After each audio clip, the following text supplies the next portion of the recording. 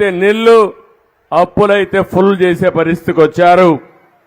విలాసవంతమైన జీవితానికి అలవాటయ్యారు. ఒక విషయం మీరు చూడండి, రాయలసీమలో రైతులకు డ్రిప్ ఇరిగేషన్ ఇవ్వలేరు.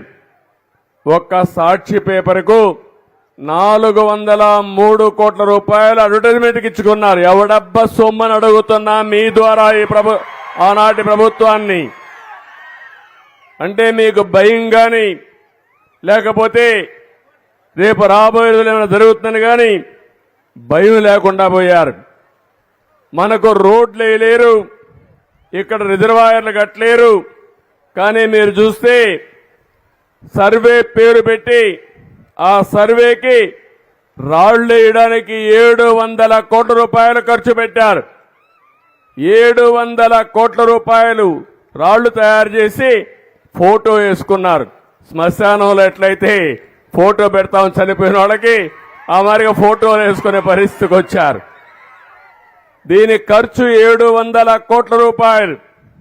ఇప్పుడే నేను వెళ్ళాను.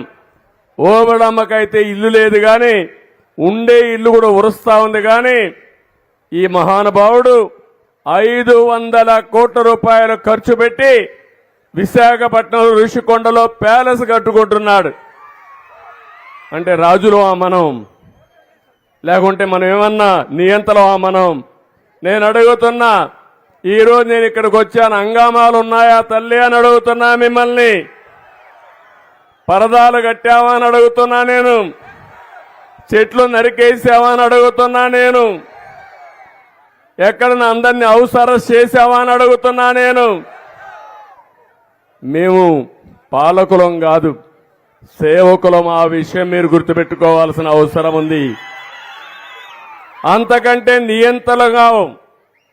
నియంతలు చేయని పనులు చేశారు. దుర్మార్గమైన సంస్కృతికి శ్రీకారం చుట్టారు. దొరికింది దోచుకుని ఇటీవల కాలంలో నేను చాలా సమీక్షలు చేస్తున్నాను.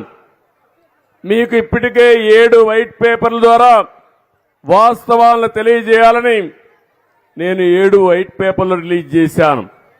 మళ్ళీ ఇప్పుడు మీ యొక్క మెరుగైన సేవలు అందించడానికి, ఆదాయాన్ని పెంచడానికి మీకు కార్యక్రమాలతో ముందుకు పోయే పరిస్థితికి వచ్చాం. నేను ఒకే విషయం అడుగుతున్నాను.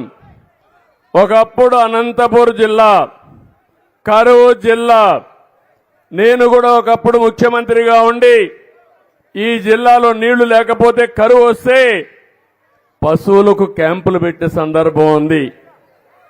కనీసం పశువులను మేపుకోలేమంటే, ఇంటి దగ్గర గడ్డి లేదంటే ఏం చేయాలో తెలియకుండా